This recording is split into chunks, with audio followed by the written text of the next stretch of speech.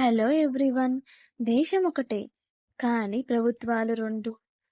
Power ఒక్కటే కానీ మార్గాలు రెండు. అదే ఫెడరలిజం. ఒక దేశంలో రెండు స్థాయిల ప్రభుత్వాల మధ్య అధికారాలు స్పష్టమైన విభజనతో కూడిన శాసన వ్యవస్థ.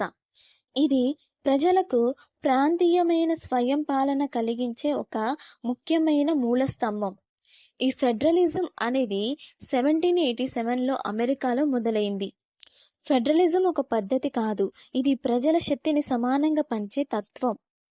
ఫెడరలిజంని ఈజీగా అర్థం చేసుకోవాలి అంటే మనం ఒక ఉదాహరణను చూద్దాము. ఒక కుటుంబం ఉంది.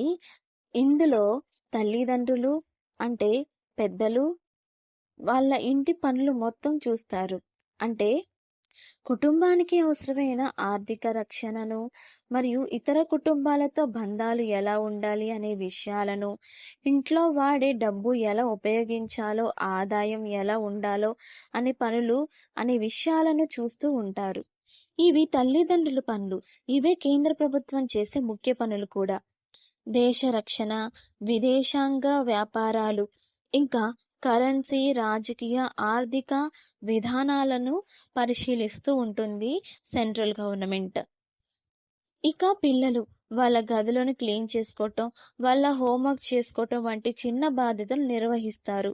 ఇవే రాష్ట్ర ప్రభుత్వాలు కూడా చేసే వారి పరిధిలో ఉన్న బాధ్యతలు.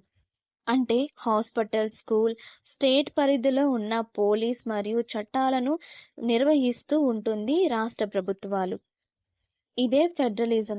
కలిసి దీవించే కుటుంబంలాగా కేంద్ర రాష్ట్ర ప్రభుత్వాలు కలిసి దేశాన్ని నడిపిస్తాయి. ఈ వీడియో మీకు నచ్చితే like, share and subscribe my channel. మీ ఒపీనియన్స్ని కింద కామెంట్స్లో తెలియజేయండి.